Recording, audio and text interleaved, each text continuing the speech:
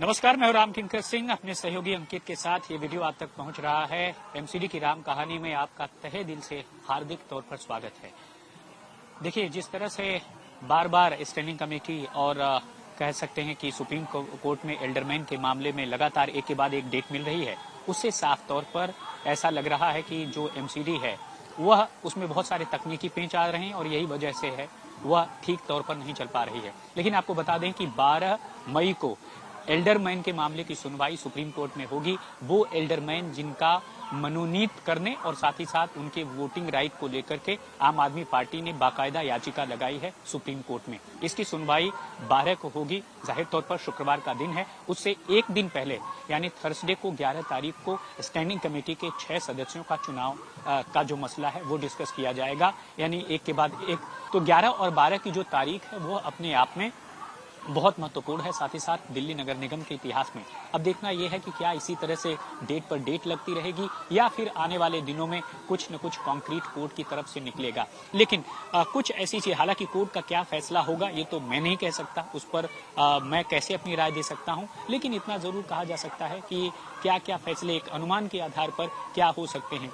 तो अगर देखिए, अगर मनोनयन रद्द होता है एल्डरमैनों का या फिर उनका वोटिंग राइट जो है खत्म होता है, तो दोनों में से अगर एक भी होता है तब भी आम आदमी पार्टी को सबसे बड़ा फायदा होने वाला है। और फायदा इस मायने में कि अगर जो है नरेला जोन, सेंट्रल जोन और सिविल लाइन जोन, जहां पर चुन चुन करके एलजी ने 3 एल्डरमैनों को नियुक्त किया था, मनोनीत किया था, वह एल्डरमैनों की वजह से जो बीजेपी है वह इन 3 जोनों में ताकतवर हो गई, उसका बहुमत बढ़ गया, जबकि आम आदमी पार्टी का बहुमत घट गया।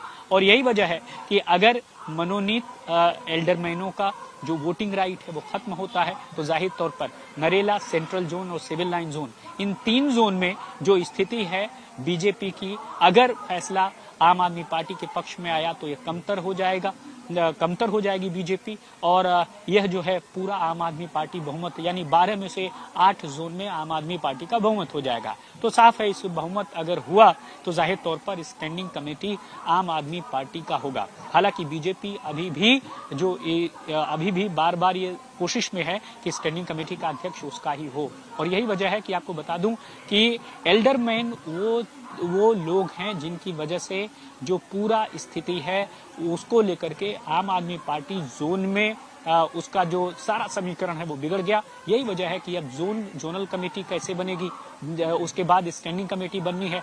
लेकिन जोनल कमेटी में जोन चेयरमैन वह आम आदमी पार्टी का हो, बीजेपी का हो। यही वजह है कि दोनों ने अपने तरीके से ताकत लगा रखी है और यही वजह है कि दोनों ने ही अलग अलग मसलों पर, चाहे आम आदमी पार्टी ने सुप्रीम कोर्ट का रुख किया हो एल्डरमैनों पर, तो स्टैंडिंग कमेटी के 6 सदस्यों के चुनाव को लेकर हाई कोर्ट में जो है बीजेपी की पार्षदा ने वहां पर अपनी गुहार लगाई है। तो साफ तौर पर ये 2 मामले हैं और असल लड़ाई अगर आप देखेंगे तो यह सिर्फ और सिर्फ स्टैंडिंग कमेटी के पद को है।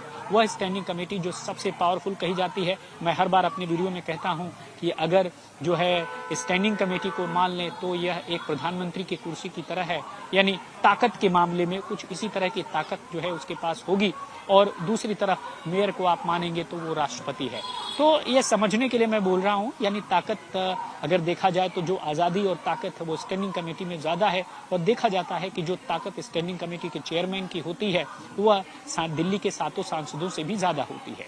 तो ये साफ तौर पर ऐसी चीज़ें हैं जो हमें और आपको समझनी पड़ेगी। लेकिन 11 और 12 को बहुत महत्वपूर्ण तारीखें हैं जिसमें कुछ निकल कर आएगा। अगर ये आम आदमी पार्टी के पक्ष में गया तो जाहिर तौर पर उसे फायदा होगा और स्टैंडिंग कमेटी का चेयरमैन उसका होगा। अगर ये बीजेपी के पक्ष में गया तो बीजेपी का स्टैंडिंग कमेटी चेयरमैन हो सकता है और जिसका स्टैंडिंग कमेटी चेयरमैन एमसीडी उसकी, और वही एमसीडी को चलाएगा। मैंने इससे पहले आपको अपने एक वीडियो में जरूर बताया था कि जब तक स्टैंडिंग कमेटी नहीं बन रही है तब तक आप मानिए कि हाफ इंजन वाली एमसीडी है। और चुनाव के वक्त तो कहा गया था कि डबल इंजन की तरह से एमसीडी चलेगी। फिलहाल 4 महीने से ज्यादा का वक्त हो गया है। सब कोई यही इंतजार कर रहा है, सबके दिल दिमाग में यही चल रहा है कि आखिरकार स्टैंडिंग कमेटी कब बनेगी।